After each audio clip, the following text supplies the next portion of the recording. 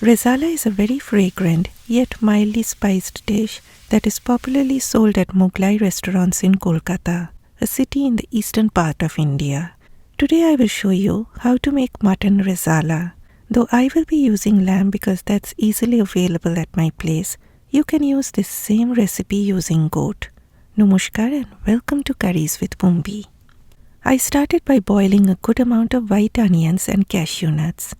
Usually white poppy seeds, that is khus, is used along with cashew nuts, but I chose to leave out khus because it may be unavailable at many places.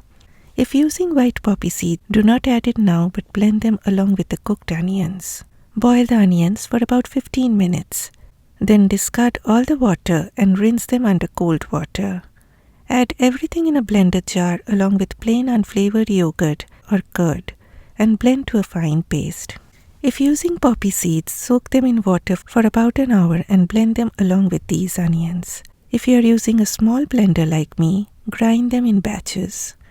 Do not use yogurt or curd that has turned too sour because that will make the dish sour. If your yogurt is too thick, dilute it with about half a cup of water. Next, we will be making a spice powder blend. I do this using a mortar and pestle, but you can also use a spice or coffee grinder. I added a teaspoon of black peppercorns, 10 cloves. I like taking out all the seeds of cloves as sometimes they make the dish bitter. Then a mace, that is javitri, about 10 green cardamoms. Grind them to a coarse powder, discarding the outer skin of cardamoms. In a pan on medium heat, I added 2 tablespoons of oil and 2 heaped tablespoons of ghee.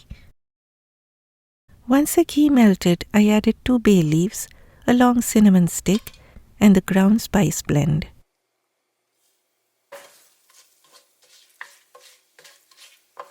Next, add the bone-in lamb or mutton.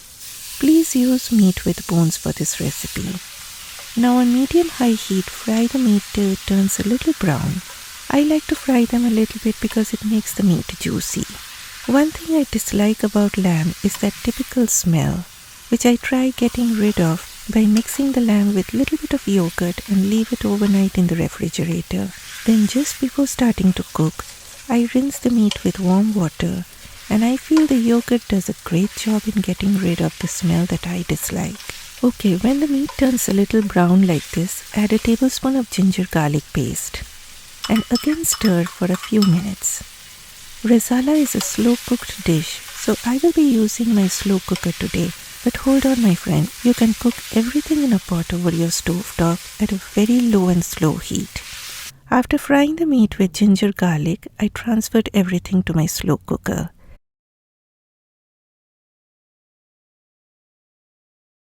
Add the onion cashew nut yogurt paste, 1 tablespoon of ground coriander, that is dhania powder, and salt to taste.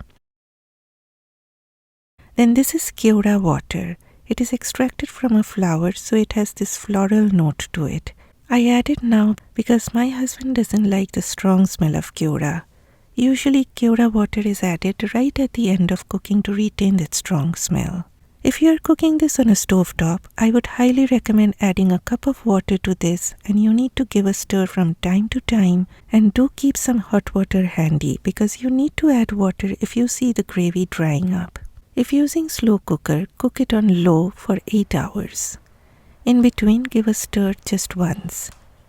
If cooking on your stove top, cook till the meat gets tender. Okay, near to the end, and for me it was 30 minutes before the end of cooking, I added about a half a cup of water to a cup of hot milk. In it goes a teaspoon of my homemade shahi garam masala and a few strands of saffron. I will be leaving the link of my homemade shahi garam masala in the description box below the video. Please do not worry if you do not have saffron, and if you do not mind the strong smell of keura, mix it now with the milk. You can also use rose water in place of keura water. Add this to the meat.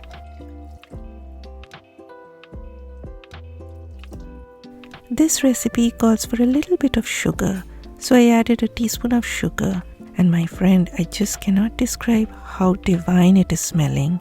Add a few whole dry red chilies. Do not break the red chilies but add them whole like this. Cover it again for 30 minutes and you are done.